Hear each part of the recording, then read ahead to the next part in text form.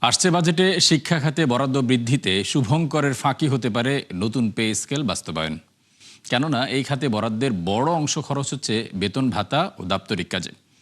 নাগরিক প্ল্যাটফর্মের সংলাপে যা নিয়ে উদ্বেগ প্রকাশ করেন বক্তারা।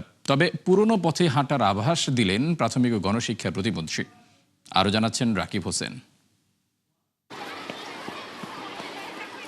মিড ডে মিল, উপবৃত্তি সহ নানা কর্মসূচিতে শিক্ষার্থীদের জন্য বরাদ্দকৃত অর্থ সংশোধিত বাজেটে ফেরত নেওয়া হয়, কাটছাঁট হয় উন্নয়ন ব্যয়ও।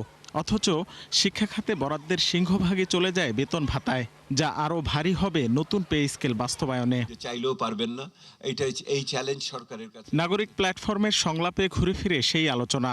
প্রশ্ন উঠেছে, এমন প্রেক্ষাপটে শিক্ষা খাতে স্বচ্ছ বরাদ্দ কিভাবে নিশ্চিত করবে নতুন সরকার? দুটো জিনিস, কারিকুলাম আর টিচার। তো কারিকুলাম না একবারে আমরা ঠিক করে দিলাম, কিন্তু এই কারিকুলাম বাস্তবায়ন কে করবে? টিচার। তাহলে পুরো জিনিসটি আসলে ম্যান পাওয়ার ভিত্তিক। আমরা অনেক গল্প করতে পারি, টেকনোলজি এটা নিয়ে আসবো, ওইটা করে ফেলবো, এগুলো টুলস। এই টুলসের কোনো দাম নেই ভাই। ক্রিকেট ব্যাট কত দামি ডাজন্ট ম্যাটার। খেলোয়াড় যদি বলটা খেলতে না পারে, দামি ব্যাটের কোনো দাম নেই। আর আপনি ভালো খেলোয়াড় নিয়ে আসেন, খারাপ ব্যাট দিয়েও মোটামুটি আপনি ভালোই খেলবেন। সিপিডি বলছে, শিক্ষা খাতে বরাদ্দে শুভঙ্করের ফাঁকি হতে পারে নতুন পে স্কেল।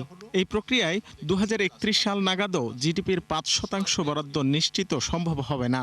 আমার মনে হয় না যে সরকার 5% অফ জিডিপি এই শিক্ষা স্বাস্থ্য এটাতে করতে পারবেন। ইভেন 2031-এও ওনারা 5 বছর পরে এই রিস্ট্রাকচারিং ওনারা করতে পারবেন বলে আমি মনে করি না। ইংরেজিতে আমরা যেটা বলেছি, আগে আমরা we have fought for the access to education.